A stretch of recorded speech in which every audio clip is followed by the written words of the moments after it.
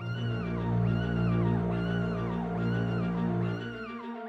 am here with the remarkable Garrett Lisi. It's been almost 7 years since you published an exceptionally simple theory of everything, and it made kind of an impact. Technically, I didn't publish it. Technically, I just put it out on the preprint archive, which is how physicists share their papers. Right. Prior to publication or just amongst themselves. Good point. At one point, I was asked to submit it to publish in a journal, but I preferred just to have it freely available and accessible for people to read and to keep the copyright on it myself. Mm-hmm. There are battles going on right now in academic publishing because the journals used to provide a valuable service in the dissemination of papers. Mm-hmm. You know, because publishing a paper is how you got it into the hands of your colleagues. But with the internet, especially physicists were among the first to use the internet for the exchange of information, especially papers. So they started this site called the Archive, Mm-hmm. and put their papers on the archive before they submitted them to publication. And physicists, as of the 90s, just started reading all their papers from each other off the archive. And what was the impact of that? I mean, that must have taken a huge area of friction out of the process. It did. It also struck fear in the heart of publishers, because this is their whole business model. Right? Yep. So now, two things happen. I mean, one of vital importance to me, and one that is still playing out. The thing that was of vital importance to me is theoretical scientists were no longer anchored to research libraries. Well, it used to be if you were a research scientist, you needed a full backing information content of a research library, including all the access to journals, stretching back for many years, and the recent literature. So they were the gatekeepers of knowledge in the past. Yes. And now with the web, now it's all on the net. It's democratized. So as a theoretical researcher now, you can go anywhere in the world and do your work as long as you can pop open your laptop and have a net connection. And Maui's pretty nice. Had you been here before you? I visited Hawaii a few times through my life, and especially on surf trips. I love the place. So when I got my PhD in '99, I traveled around a bit, and a friend and I decided to come and spend a bunch of time in Maui. It was about a one-way ticket, and came over with a bunch of surfboards, got here, and learned how to windsurf, and hopped around the island a bit. And I've traveled elsewhere some, but always end up getting homesick for Maui. It's hard not to. It's an amazing place. Yeah. Having lived on the Big Island for over a year, the first time I got here, which was about 3.5 weeks ago, the first time ever being here, I was struck at how much the rocks didn't want to kill me. Yeah. Because so much on the Big Island is really razor sharp. Yeah. There's things I love about it. Hasn't had time for erosion to take its course. And of course, there's things about the Big Island that I actually do miss, but it's an amazing place. There's pluses and minuses of both, and I can see why you decided to call home here. Yeah, I do like the Big Island. It's a great spot. But Maui had a nice combination for me. But it turns out Maui's better for wind. The way the island is set up with the natural venturi between the two mountains, the wind is very consistent, and it's fantastic for windsurfing and kite surfing. One of the best spots in the world, especially with the combination of wind and waves. This place is just a wonderful playground all winter. So this lifestyle I had, where I sort of split off and just worked out of my laptop, it wasn't entirely easy. I mean, I started out with the same wall full of physics books that every PhD ends up with, and you can't travel with that. So I had to either digitize it myself or get digital copies of all these things, bit by bit. For the ones I really liked, I ended up just converting the information I needed onto the wiki. In physics, authors all use different notation anyway. So if you want it to be consistent and hold together, you've got to hopefully convert it to one sensible notation. What's the expression that a theorist would rather use another researcher's toothbrush than their notation? You present some new notation to somebody, it's I'll react like it's very distasteful. What's that? Have you invented any interesting? Oh sure, every theorist has. But yours are probably more aesthetic. Well, thank you. Well, that was one of the things I was really, originally coming from a design background, I thought, oh my God, like, this is an elegant representation of these forces. Even if it's not exactly where you want to be yet, it's such a great, beautiful starting point. The way that you're predicting particles we haven't discovered yet, and the way that you're representing, things click into E8. And I don't know if you did the graphics yourself. I did, and thank you. Because it was really, it was like, wow, that could be how the universe works. I have to say, I was more surprised to find these visual representations than anyone. Because I had spent, the better part of 10 years working with the mathematics of the Standard Model and general relativity, purely algebraically. Yeah. So there was no visual representation of this at all. Mm-hmm. It was only when I had amassed this whole collection of algebra, and when looking on a lark to see if it was part of something larger, that I ran into the exceptional Lie algebras, and then their representations in terms of these graphical patterns, right? In terms of these patterns, what the mathematicians called weight diagrams. Mm-hmm. And the Lie algebras, in case people don't know, are basically these really complex... Is it fair to call them shapes? Not really shapes, but... Well, a Lie group is a complex shape. Right. It's a complex, high-dimensional shape. So you can't really build one of these. Sure, you can build like a circle is the simplest one. Okay. And you can just keep building from there. But something like E8, that exists in many 248 sets of circles twisting around one another. They're circles? For the compact form. Huh. For the non-compact forms, they're circles and hyperboloid. I wouldn't be surprised if the entirety of the universe was described by a series of circles. You have to consider how that might deform.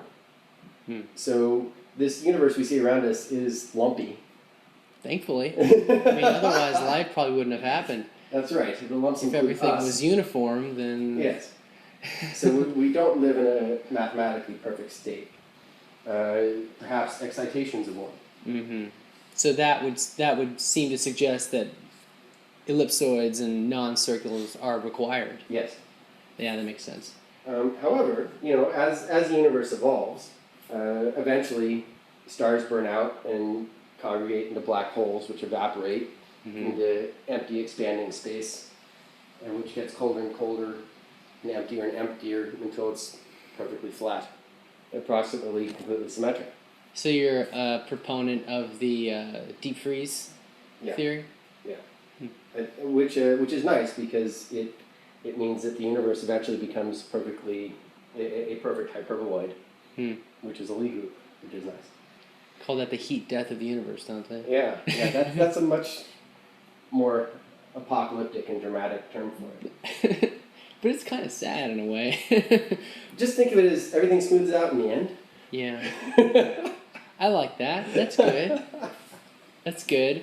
And of course, that's the way of putting it. The other side of that being, some people think in the deep freeze where everything expands out forever and becomes with the average temperature to 0, and the component to that would, the opponent to that being the big crunch, which is that somehow that's much more hellish. Bring things back together into but it makes the universe like a gigantic phoenix, which is kind of cool. It is. I mean, there was a huge bias towards a closed cosmology like that. Mm-hmm. And that's what most physicists would have told you the universe probably is if you had asked really what their opinion was. So it came as very much of a shock fairly recently when Saul Perlmutter, who's a very amusing guy, by the way, and several other teams found that the expansion of the universe is actually accelerating.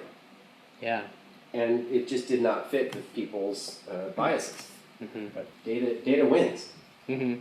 Yeah, and that was very clear. It's great. Well, it brings to mind, and I want to hear what you're going to go with this, but it brings to mind, this question of how does a physicist disattach their own personal bias? I mean, is that what separates a good physicist from a great physicist? Is the great physicist is able to try and let go what their preconceived notions are, or can you totally do that? You have to entertain possibilities other than your bias, but you can't escape your bias. So, I mean, you acknowledge your bias. Yes. And your bias happens to be happens to have been very influential. And your bias, I happen to consider rather beautiful. At least the representation. I'm also biased by the unusual path that my own research program took.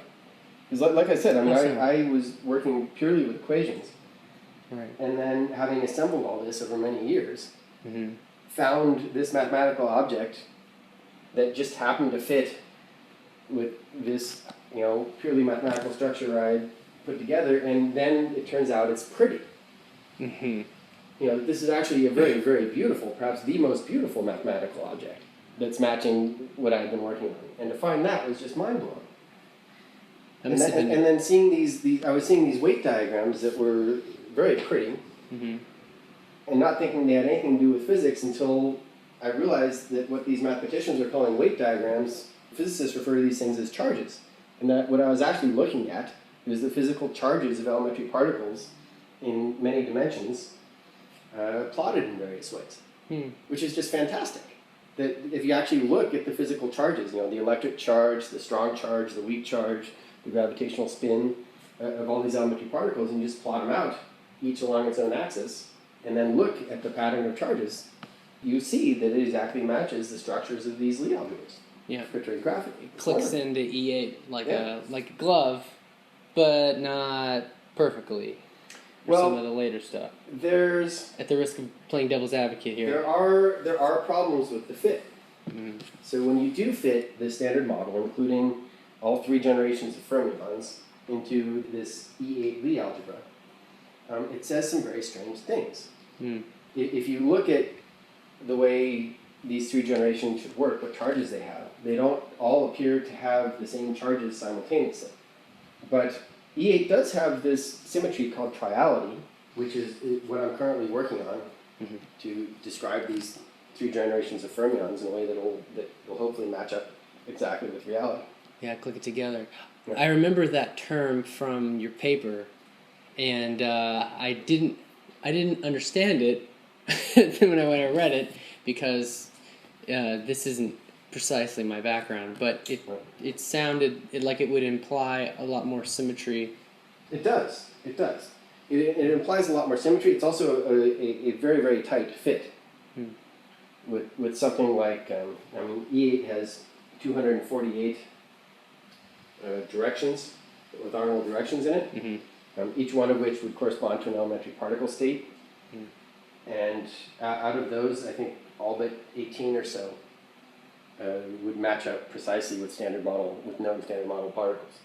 That's basically 220 something out of 248. Yeah. Click in. Yeah, and the other 18 would be new particles that maybe the LHC will see. Who knows? Yeah. Yeah. So that's it's wildly exciting. But like I said, it doesn't. Right now, it's not clear precisely how it works, and it's been very tricky to work with. It's very few people work with non-compact Lie algebras and their explicit structure. Is that because a Lie algebra is describing a shape that just goes on to infinity at many of its points? The non-compact. The Lie group does. The Lie group does. So the distinction, is probably too much for a lay audience, but for a Lie group is the shape. And the Lie algebra describes what the shape looks like when you're in it at one point. Okay. So, like the face of a die, for instance? So it's like when the Lie group, if you think of the Earth, the surface of the Earth, this is a two-dimensional sphere. You can think of this geometrically as a two-dimensional sphere. Its algebra would be you're sitting at one point and you can go in two orthogonal directions. North or south. Yeah. So that would be the algebra. So okay. So that's you back up, then you're dealing with the algebra. Okay. Yeah. Almost like a map versus a globe. Yeah. Now what's going on with these diagrams is you're looking with the Lie group as you move in any direction. These algebraic directions twist around one another, just like when you move around on the sphere, north and south move around, you twist. Right. And you choose different directions from where you're sitting, and they will twist in different amounts around each of those directions. And if the directions you've chosen are compact directions, which is they turn back on each other, then they have to twist an integral number of times, like 1, 2, 3, 4, 5 times, because they have to match up with themselves if they go all the way around that circle. Right. And these correspond to elementary particle states and their charges. So you simply count up the number of twists among these algebraic elements, and you plot them out, and it makes this pretty pattern. And this pattern describes the geometric structure of the Lie group. So is this the same graphic or representation that you showed at your very well-known TED Talk now? It is. So these turn out to be remarkably pretty structures, and the patterns themselves. I mean, people just see them as pretty patterns that have a lot of structure to them. But every single thing in there is extremely meaningful. And they are. And not only is it meaningful, but it also describes a much prettier, continuous, smooth geometry, which is fantastic. So you don't want to think that it's these finite patterns that are twisting over space-time in some way. It's actually space-time is being described by a smooth geometry that matches what the patterns are telling you for its structure. Right. So there are a couple layers of abstraction there. It's kind of hard to make that leap. So wait, if I understand you correctly, you're saying not only can you appreciate the beauty of this idea that these particles fit, but you also appreciate, wow, that's how the universe actually works. Yeah. So whenever you hopefully this can be worked out, because there's a couple little things that the other generations of the particles that aren't exactly little things. I mean, they've been hanging me up now for many years. But I'm making progress on it. Yeah, you're making progress on it. And I think in a unified field theory, a theory that can describe all of the forces, is more or less inevitable given enough time, given the humanity. The universe is just one thing, right? Yeah. So there has to be just one bit of mathematics that describes it. Yeah. And mathematics has to be consistent. Internally consistent. And so what I'm curious about is, like, what could we do with that? Well, it's not like it's going to tell you the secrets of the heart. Oh, no. At least not without significant, powerful simulation. But it would tell you how things work at a fundamental level.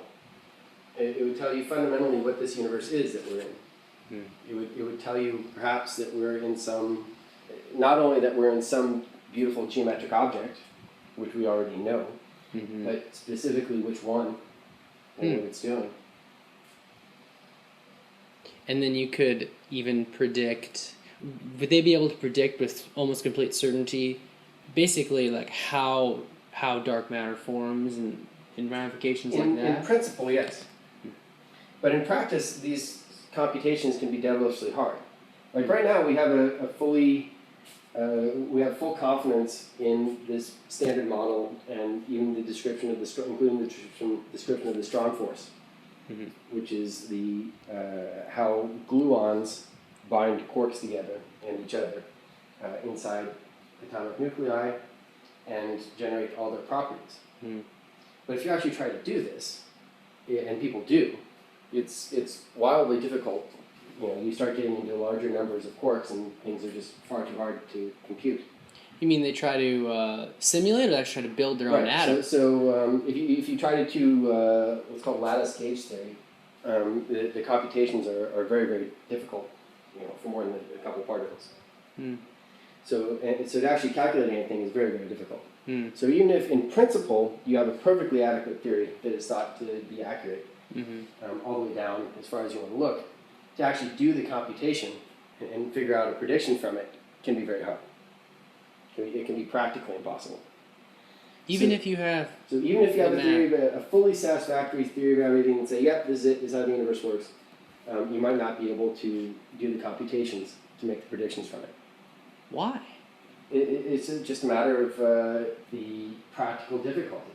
I mean, nature... Is it because it's too complicated? We don't have the processing power to do it within... Yep. So that's just a matter of time, though. Yes. Barring some catastrophe, yes. Yeah. But, you know... I mean, you'd also... Following along Moore's law, yeah. if you are willing to extrapolate like that, which you shouldn't be... I'm not...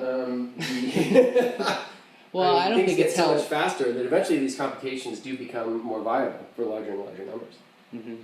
So things do progress, and especially anything related to computer science is hitched to this progression of computer power, which is great. And that seems to be what is driving a lot of technological improvements.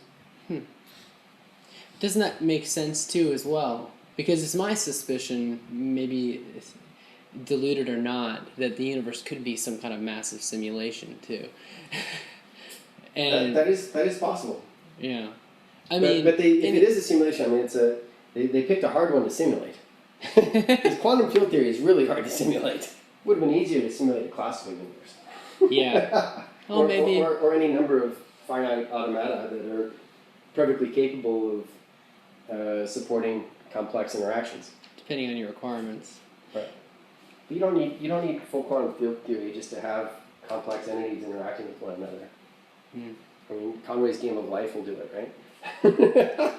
It can be much easier. So, yeah, if this is a simulation, maybe it would be a simulation from a universe that's more like this one. So if this is a simulation, it might be the simulation of the history of the universe one level up. It's more like it's quite a bit like this one. It's just an idea I've been playing around with.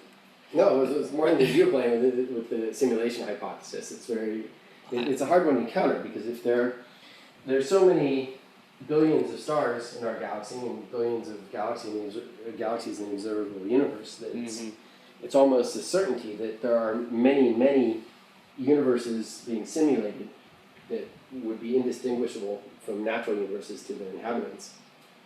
So that just by probability, it's more likely that we would be in a simulated universe than in whatever a natural one is.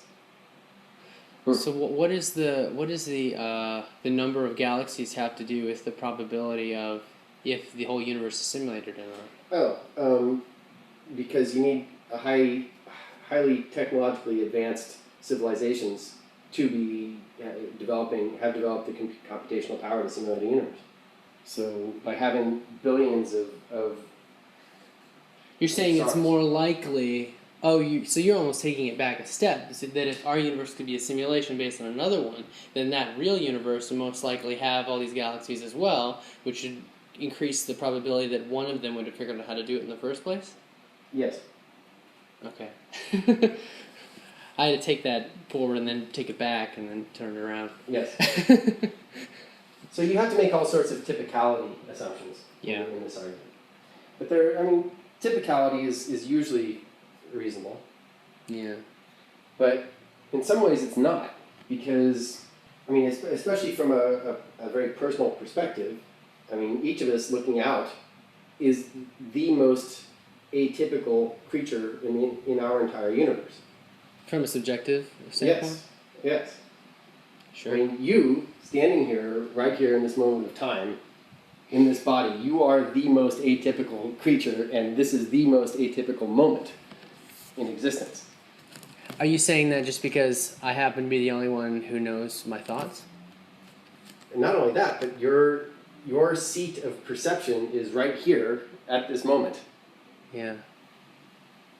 Kind of brings to mind what the masters of old were talking about in terms of reality creation and the universe being indistinguishable from the self. The subjective universe. The subjective universe. Yeah. But I'm much more of a crusty old scientist who has come to believe in the existence of an objective universe. Mostly through Occam's razor. It's just simpler to imagine that there's one objective universe in which all of us are playing parts, rather than all of us, subjectively creating our own universes that are all meshing together somehow. It's funny as you say that, Garrett. I realize that I'm not in either camp. I almost don't even worry about that in a weird way. Oh, because I go back and forth. I usually don't worry about it either. Usually I just play with mathematics and try to figure out how our universe works. If I can just figure out this one, I'll be happy. So will I. So, what does that look like for you when you're working with it? Do you spend a lot of time in Mathematica? I do use Mathematica a lot. So I've got a handful of monstrous Mathematica notebooks I use regularly and tweak and try different things with. I'm doing that all the time. I use Mathematica quite a bit. I also just use a pencil and paper for sketching out ideas very quickly. Yeah.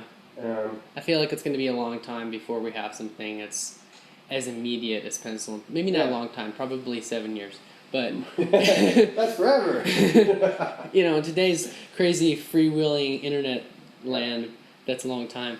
So you still work with the dead trees. I do. I do, just to sketch things out briefly. If I'm going to do, and then if these things solidify a bit, they end up on my wiki. Right. Which is quite nice for connecting ideas together. I think anybody interested in theory of everything should probably bookmark your wiki. I'm going to after this. But it's highly mathematical, and it's. I do make it publicly viewable, but it's not publicly editable. It is just my own. Well, it's your wiki. Yeah. It's sort of my augmented brain. Right. Do you have I'm just curious, since we're talking about your workflow, do you have a little bit of a ritual to get you into the zone of going into focus? In fact, I could probably benefit from such a thing. I find I do the best work fairly early in the morning, while other people are still in bed, and the world's nice and quiet. Like right after sunrise? Yeah. Or even a little before. I find it very easy to get up at sunrise. More than anywhere I've ever lived, Hawaii is it's a sunrise. The sun's coming up, and it's really pretty also. Absolutely. So and then the rest of the world doesn't seem to get up until 9 or so. So that gives you a good 3 hours usually to get some good work in. But the surf can be awfully good in the morning also. Uh-oh. So there are often things that draw you away. Yeah. But I don't have a set work pattern. If I'm really working on something, I'll just work through the day on it. Or if the surf's really good, I'll put everything aside and go surf all day. It just depends on the conditions and what I'm working on. And from a psychological point of view, one could argue that both of those are two sides of the same coin in a way, because, goodness knows that your unconscious mind is still thinking about those things when you're catching a wave. Now, it's also very healthy to step away from intense work regularly, because if you really end up too focused on it, you'll just end up banging your head against the wall and getting nowhere. So you really have to step away from it and do stuff for fun to clear your mind before you can get back and maybe try to make some new progress in a slightly different direction. How do you find that balance? You just kind of intuitive at this point? Or you just wait till you see blood on the keyboard? on Maui, the problem is often in the other direction. It's how do you motivate to sit down and do work when it's so pretty outside? Well, it's understandable. I mean, this is one of the most beautiful places I've ever been to. Yeah, this place is just a wonderful playground. It really is. I finally got to go up to Haleakala last week next to a friend, and I mean, you're at the top of the island, 10,023 feet, sunset, you're above the clouds, and there are species there that aren't anywhere else on Earth. Yep. The silver swords are so gorgeous. And I could see how this place Yeah, it kind of feels like a playground for It gets adults. even better when you take a paraglider up there and jump off of it. Not supposed to do that anymore here. I got my friends are paragliders. I keep hearing about. I think that might be the sport of Maui, paragliding. I mean, besides windsurfing. It is nice. I've seen it more than anywhere else. Yeah, it's pretty nice. Oh man, you got to be careful though up there, especially. Yeah, you do. The most likely way to die is a pilot making poor decisions at launch. Yeah. Launching when you shouldn't be. A friend of my friend smashed into a hill, and he broke some ribs, and then that was a while back, and apparently just last week somebody broke their neck. So, be careful, kids, when you paraglide, because there's a reason why there's different grades. Yeah. 1, 2, 3. Yeah. Do you set monthly goals? I mean, this isn't really something you can even goal. I don't have such goals. I mean, I have things I want to do, but they're mostly either ridiculously big things I'm going after, or it's like a little thing like unified field theory, or small little things that I know I can do just with a bit of work. Yeah, like putting together a good collection of references for bibliography. Are you working on a book, or would that be for a paper? I'm currently working on a paper that I'm trying to keep under book length. Wow. Can you talk about, is it related to E8? It is. So it's the paper I'm working on currently is a new way of thinking about space-time as a deforming Lie group. Deforming? Yes. That makes it sound like it's... lumpy. So if you take one of these perfectly smooth, elegant, high-dimensional shapes, and you excite it, you let it go a little wavy in some directions, what happens? Well, it'll sort of ring for a little bit. What do you mean by ring? Like it'll form a resonance with other... Yeah. So parts of itself? And these directions that it's ringing in will sort of propagate around within the Lie group and interact. Oh. And this new picture is essentially what I think the universe is. I actually think that the universe is a Lie group gone a bit wavy. So is this paper an update to, in a way, it's a significantly different geometric framework, but it's one that will allow you to derive the previous one in a more elegant way. So the previous geometric description, which was entirely in agreement with our current geometric understanding of quantum field theory, is that there are these Lie groups as geometric objects twisting over our four-dimensional spacetime. Twisting over? Twisting over. So they're not in spacetime, they're other directions orthogonal to spacetime, and that twist over it. And spacetime's like inside it? No, spacetime is entirely separate, and the Lie groups twist over it. Okay. And how the Lie groups twist over it describes what happens in spacetime. Okay. So all the particles and everything that you see moving around in spacetime, including us, would be the result of Lie groups and what's called representations twisting over our spacetime. So this new description, spacetime as a four-dimensional hyperboloid, would be embedded inside a large Lie group of infinite extent, and then we consider how this Lie group deforms, how it goes wavy, and now you get subgroups of that twisting over the spacetime, which previously were the Lie groups twisting over spacetime. So you get the same structure out plus some other information.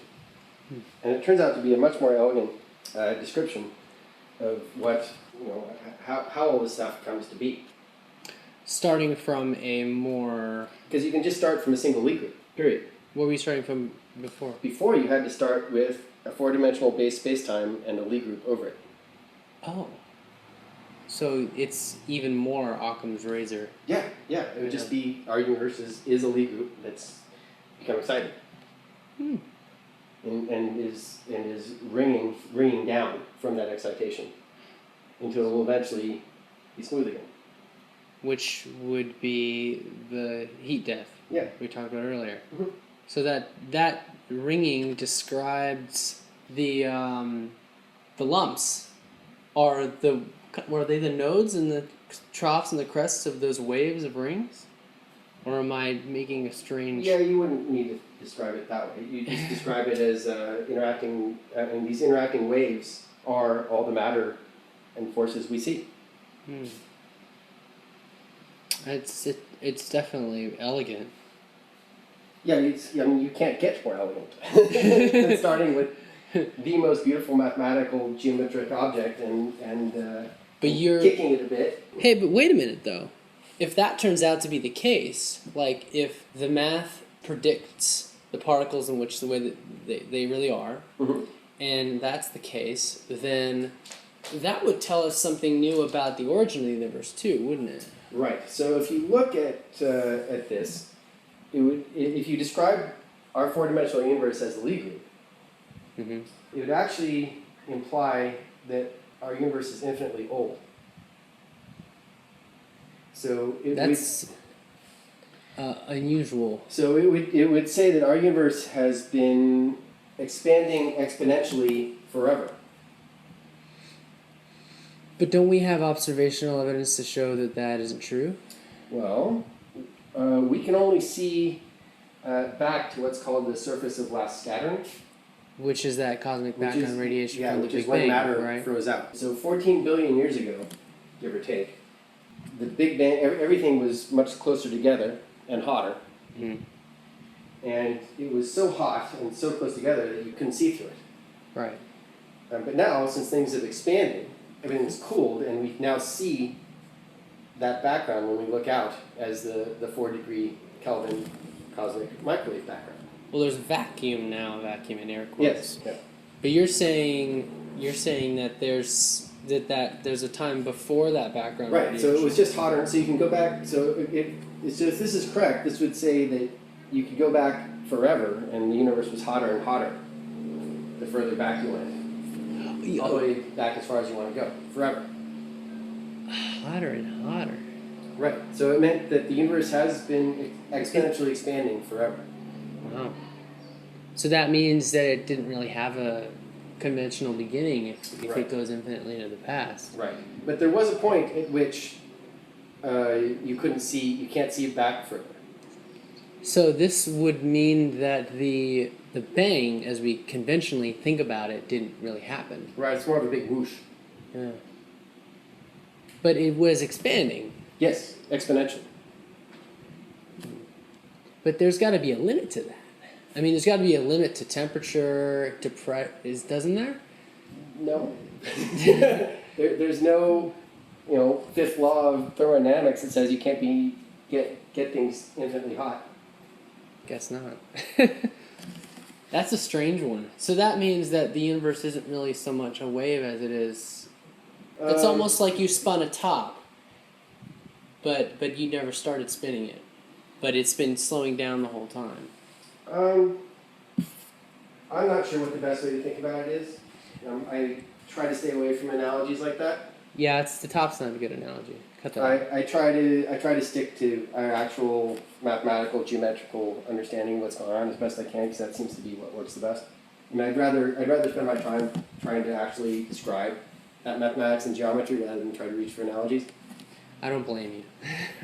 Because there's plenty of bad analogies floating around there. The universe is like an old man on a Ferris wheel. Oh, you're killing me. No! Yeah. His name is Leroy. Does he have a pet?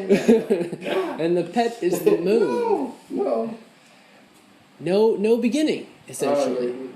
You're hurting me at this point. No. I was actually jumping back over and being like, no beginning. Yeah. The idea of a universe having no beginning is extremely strange to us. It is, but that's. But it could be the case. You're saying. Yeah.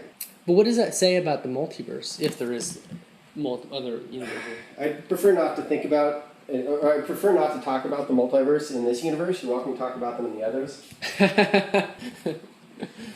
Another theory, not entirely, I'm happy to entertain, for some small amount of time, the possible existence of other universes.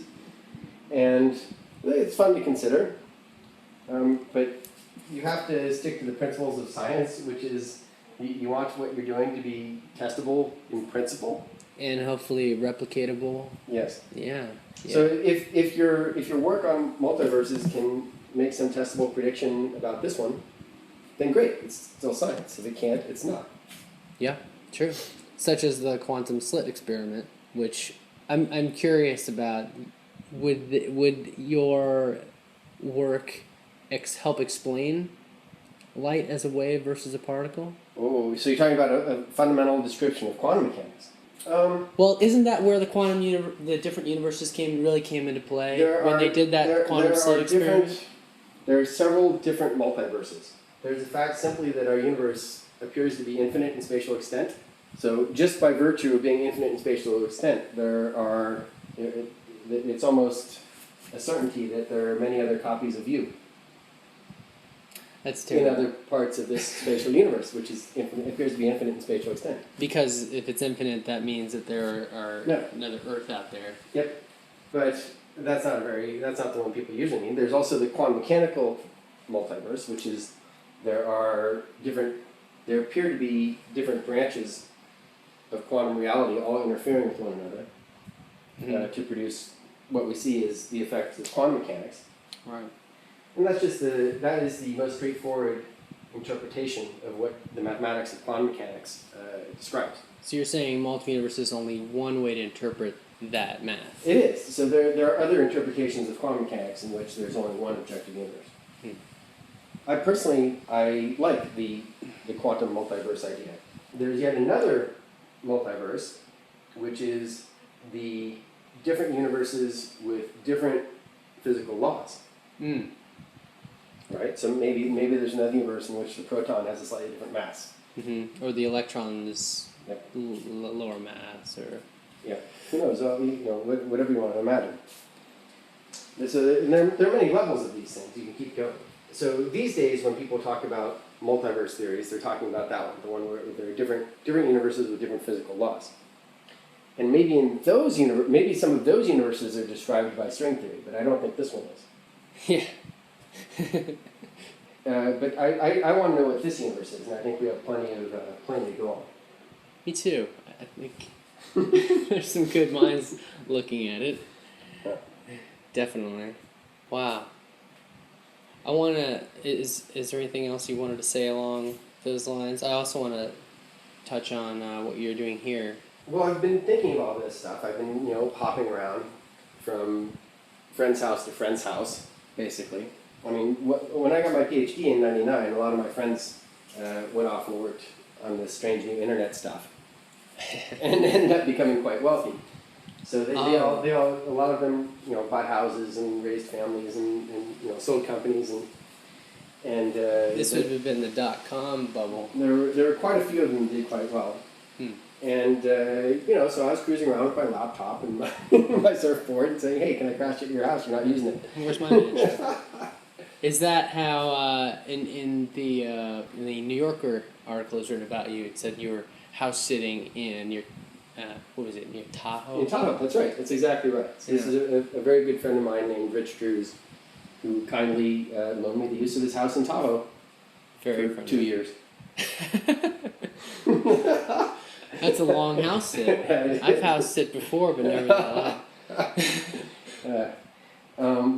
Which was great. And it turns out that taking your laptop to somebody else's house in a wonderful location and hanging out there where you don't have to worry about anything, and while you do your work, is wonderfully productive.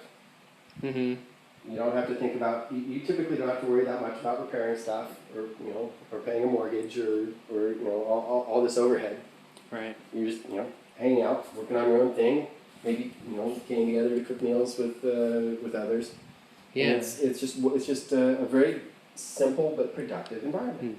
I imagine that would be especially helpful for people in the research sciences who are very dependent upon grants in a lot of cases, or are just don't have a grant and are doing what they feel that they must do. Yeah, if someone just wants to work on something, regardless of if they have grant support for it or not, if they just want to settle in and really work on a problem on their own, theoretically, they need very little in the way of support.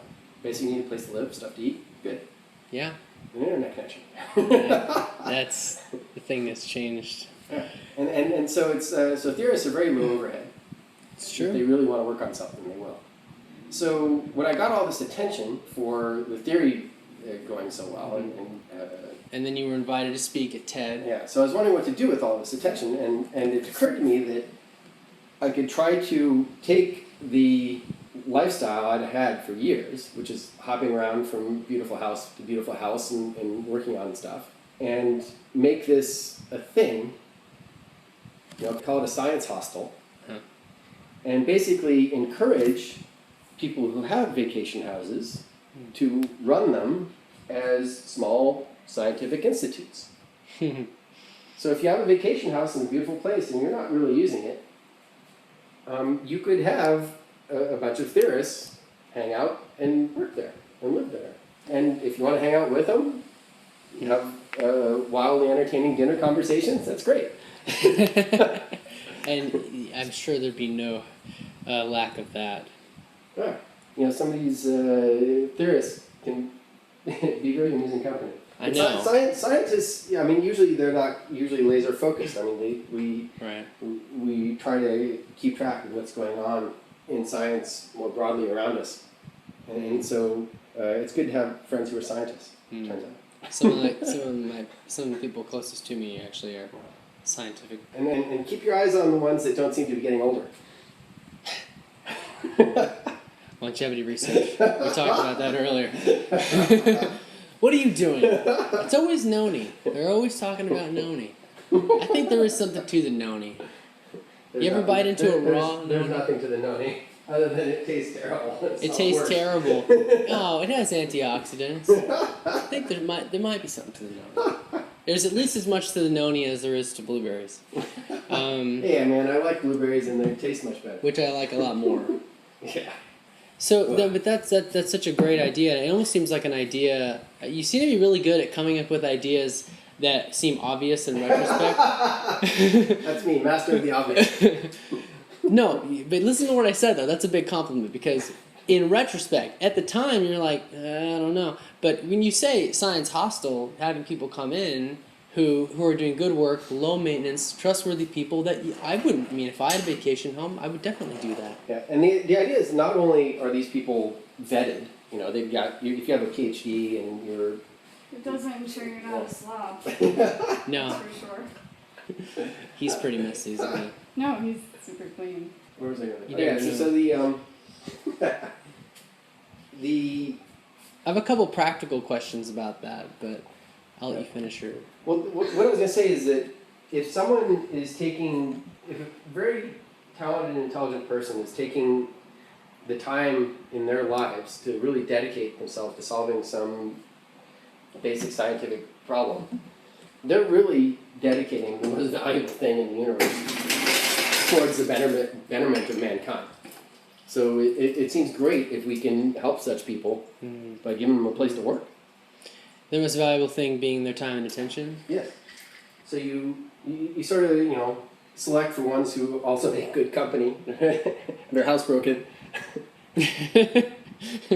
and so it's my idea to put together a network of such people and then put together a network of these small scientific institutes run by whatever hosts are willing to do this and call it Science Hostel or Science Institute Network or something like that.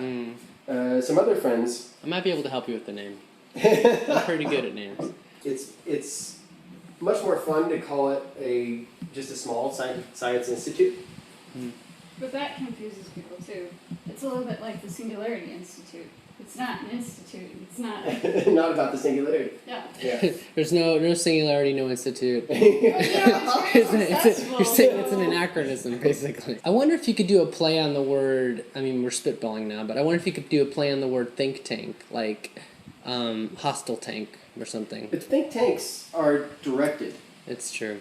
And so there's the Rand Institute, and there's all sorts of. Those futurist people, well, they were sort of not directed and sort of directed at the same time. Yeah, so there are plenty of. Call it a Schrodinger's direction. Right. It's the worst physics joke I'll make all day, I promise. Institute for people with 4 sense of direction.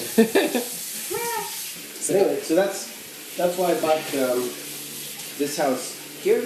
That was your thinking when you actually got Yep. this place? So How long we have you came been? and we looked at it, and I could tell. I'm walking the backyard. I'm like, I want to, guest cabin here, office here, guest cabin here. So And you've got so much function. light coming in. It's been great. a lot of work. We've had 20 or 30 visitors come through. Yeah. It was really strange when we moved into this place. And it's been great. It is, Really? and always has been a little house with large delusions of grandeur, but like the ceiling, which is rather low and not of a nice material, was painted gold. And That's a terrible- there were Yeah, we had to do a lot of large, work on it. Terrible low idea. plantation-style ceiling fans. And like this room was neon yellow, and this room was gray, and this room was dark green and dark brown, and no skylight. It was like a cave. Not anymore. I've been describing everything around me as a picture of loveliness. Actually, the last time I was interviewed, I felt bad because I had a lot of little changes I wanted to make because punctuation errors, really. I was How long have you been running a misquoted. bowl? Right. You were? Misquoted, but not by somebody who had ill intentions or anything. It was, I entered a piece into the Art Maui contest, and I didn't know this, but they have like a pre-selection where the state comes by and they buy certain pieces to put in an art museum. And they selected my piece. And so, Right awesome, on. right? But I was totally surprised. Because I'm like, I never knew about that. Like, That was the that pull they quote. actually do that, yeah. And so, like, they called me up, and in the morning, there was a reporter who called me, and I was just waking up, and she's like, how do you feel about this? And I'm like, Oh no. She's like, were you surprised? I'm like, yeah, I was surprised because I didn't know, But it came off that I was surprised that my art was purchased, which is like, I'm not surprised that my art was purchased. I've done a lot of artwork. I've done a lot of interesting things with it in the past. Clearly, this place is surrounded by your paintings, some of which are impressively large, and I can't even guess how long they took. Not very long, that one. Oh. It's Well, okay. it's Some of the smaller ones took a lot longer. Yeah, weird. You It got really one. just depends. How long did the duck tree take you? That took a year. But I worked on The it. duck tree is the Not- favorite not one, a- right? no. Oh, and I might ask permission to put a little picture of that in the article because sure. it's lovely. Thank you. I had no idea I was even part of this. I'm really sorry. I just came in and You walked in, but I think I'm gonna keep some of that. I like it. It's organic. this is about Garrett. No, it's about It's everything. pretty perfect because Crystal's been with me for for long enough that this is actually entirely accurate. Yeah. I'm curious about something though. What kind of duration would you see? How long would you want? We've had research people to stay for happen? 4 days. I've had a friend stay for 4 months. So it's since they're house guests, you can kick people out whenever you want to. But if it's a good arrangement and someone wants to keep staying there and you enjoy their company, great. Cool. But is this the first time that it's been really applied to just scientists? I think it is, and this is more about the trade-off because scientists, more than other people working in tech, often don't have an immediate payoff for their work. So working in mathematics or some abstract field, there's usually not an immediate economic payoff for your work, even if it ends up being wonderfully valuable for humanity down the line. It just takes so long for technology and engineering to catch up to the boundaries of theoretical science. So how do we help with that? Make it nicer and easier for people to do this work. Mm-hmm. Give them better resources. Give them, if you have a really nice house you're not using, sure, open it up and invite house program. You do want to check. Yes, I'd imagine so. Yeah, so you have to grow a network of people you've actually met and know them to be decent human beings before you invite them to your home. Which is true in any case. In any case. Yes, And that's the best way to grow it. So if anybody really wants to do this, the best way to grow it is by meeting and hanging out with people in one of these places in person. When I was in San Francisco, one of the places I visited for a little bit was called the Rainbow Mansion, which is a large group house I think it's in Sunnyvale, but it's a lot of engineers, NASA engineers, originally got together and rented a mansion in the hills. Really? Because it turned out that they could get together and rent a full-on mansion for cheaper than they could rent a collection of individual apartments.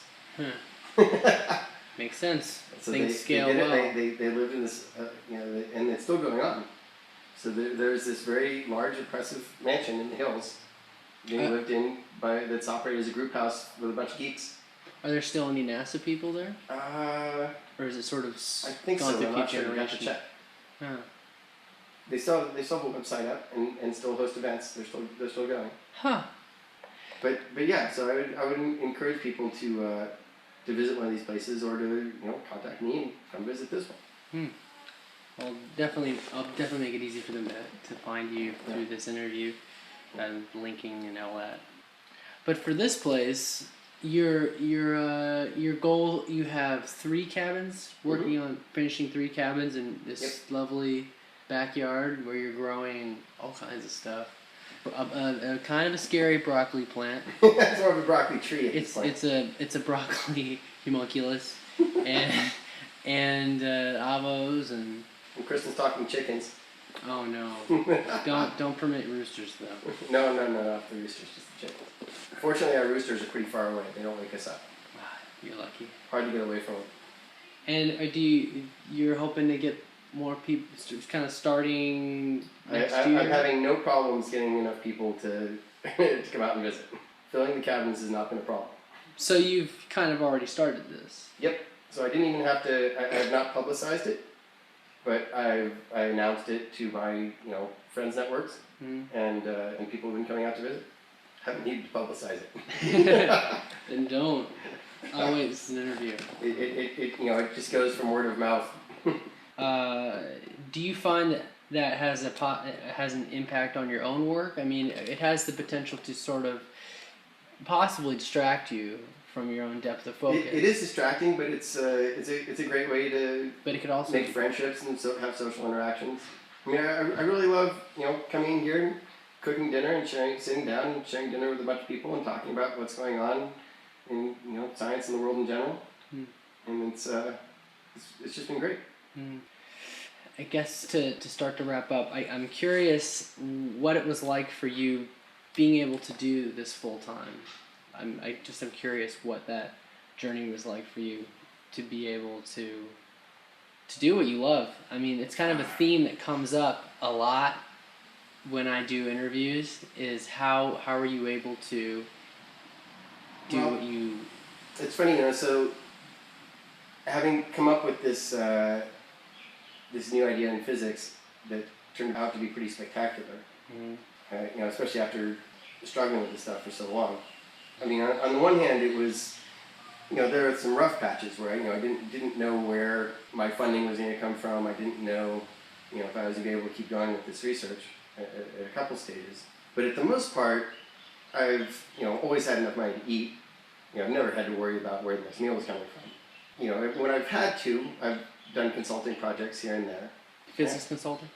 And scientific consulting, even some programming here and there. But mostly scientific consulting, mostly physics consulting. Stock market investments also done quite well. It was mostly Apple and Netflix stock proceeds that let me buy this house. And at the risk of a terrible tangent, did you buy when they were at 14? I did. So Next. Good job. When I was in graduate school, I had a Next computer. So when Next bought Apple for a negative amount of money, I knew that Apple's operating system was going to be Next Step, and that it was good. Mm-hmm. So I've been using it for years. Mm-hmm. So I took all my graduate stipend and invested in Apple stock when people thought Apple was going to fold. Smart. And then I moved to Maui. that's a kind of a risky bet whenever you put a sizable amount of money in the stock market, but that paid off. But I've been playing playing around with the stock market since I was a little kid. I mean, I would get a little bit of money as gifts from relatives and Christmas and birthday, and my father would, I'd want to buy toys, and my father would take that money and say, no, let's invest in some stocks.